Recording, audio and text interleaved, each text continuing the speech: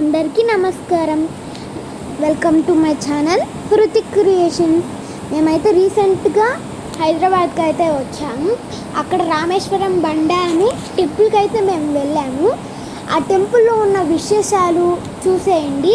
అలానే ఈ వీడియో ఇక్కడ స్కిప్ చేయకుండా మంచిగా చూసేయండి. కొత్త తెలంగాణ చరిత్ర బృందం జరిపిన పరిశోధనల్లో రామేశ్వర బండ వద్ద 13వ శతాబ్దానికి చెందిన 4 అరుదైన వీరగల్లులు హీరో స్టోన్స్ లభించాయి. ఎవరు వీరు?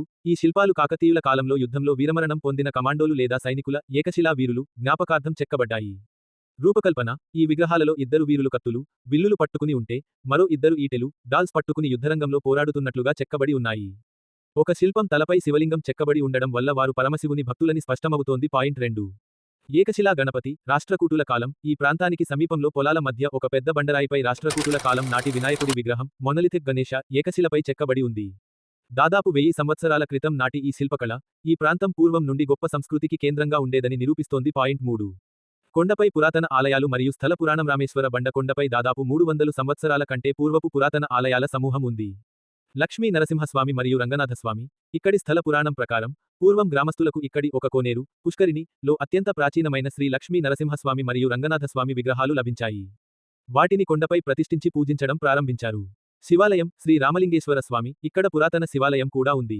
త్రేతాయుగంలో శ్రీరాముడు లంకకు వెళ్లేటప్పుడు లేదా వచ్చేటప్పుడు ఈ ప్రాంతంలో శివలింగాన్ని పూజించాడనే నమ్మకంతో దీనికి రామేశ్వర బండ అనే పేరు వచ్చిందని స్థానికులు నమ్ముతారు. తీర్థకుండాలు. ఈ కొండపై సహజసిద్ధంగా ఏర్పడిన నీటి కుండాలు, తీర్థాలు ఉన్నాయి. వీటిలోని నీరు ఎప్పటికీ ఎండిపోదని చెబుతారు. పాయింట్ 4. ప్రస్తుత పరిస్థితి. View point. ప్రస్తుతం ఈ ప్రాంతం ఒక అందమైన ట్రెక్కింగ్ స్పాట్గా మరియు రామేశ్వరం బాందా వ్యూ పాయింట్గా యువతను ఆకర్షిస్తోంది. ఉత్సవాలు. ప్రతి సంవత్సరం మాఘ పౌర్ణమి మరియు దత్త జయంతి సమయాల్లో ఇక్కడ పెద్ద ఎత్తున జాతరలు, ప్రత్యేక పూజలు నిర్వహిస్తారు. ఒకప్పుడు వీరుల పోరాటాలకు, ప్రాచీన శిల్పకళకు నిలయమైన ఈ రామేశ్వర బండ ప్రస్తుతం ఆధ్యాత్మిక కేంద్రంగా మరియు హైదరాబాద్ ప్రజలకు ఒక ప్రశాంతమైన వారాంతపు సందర్శనీయ స్థలంగా మారింది. AI పొరపాట్లు చేయవచ్చు, కాబట్టి దాని సమాధానాలను డబుల్ చెక్ చేసుకోండి.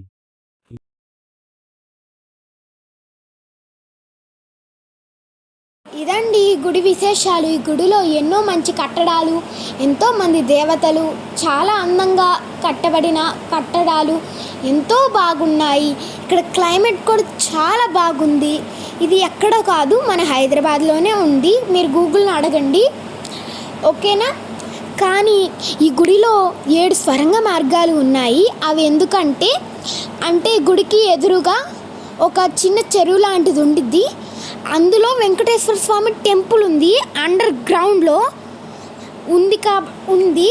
దానికి స్వరంగ మార్గాలు అవన్నీ ఉన్నాయి. ఎందుకంటే అప్పుడు ముస్లిమ్స్ మన టెంపుల్ మీద దాడి చేస్తున్నప్పుడు బంగారం విగ్రహాలు అవన్నీ ఆ గుడిలో దాచిపెట్టారనమాట. అక్కడి నుంచి మనకి కొన్ని విగ్రహాలు అయితే బయటకు కూడా వచ్చాయి. వెంకటేశ్వర స్వామి పడుకున్నట్టు ఉన్న విగ్రహం అక్కడే ఆ ఊర్లోనే కొంచెం ముందు ఒక టెంపుల్ ఉంటుంది. ఆ టెంపుల్లో ప్రతిష్ఠించారు.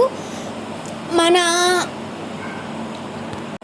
విజిట్ చేయాల్సిన దేవాలయాలు ఎన్నో ఉన్నాయి. ఇలాంటివి మనం విజిట్ చేస్తూ ఉండాలి. చాలా పీస్ఫుల్గా, చాలా అందంగా ఉంది. ఇక్కడైతే ఒక మంచి కోట కూడా ఉంది, కానీ కట్టడాలు చాలా పురాతనవి కాబట్టి కొంచెం బలహీనంగా ఉన్నాయి. గవర్నమెంట్ ఈ గుడిని పట్టించుకుంటే బాగుంటుంది అని నా ఉద్దేశం. ఇదండి ఈ గుడి. ఇంకా లాస్ట్ వరకు వీడియో చూడండి. ధన్యవాదాలు. థ్యాంక్స్.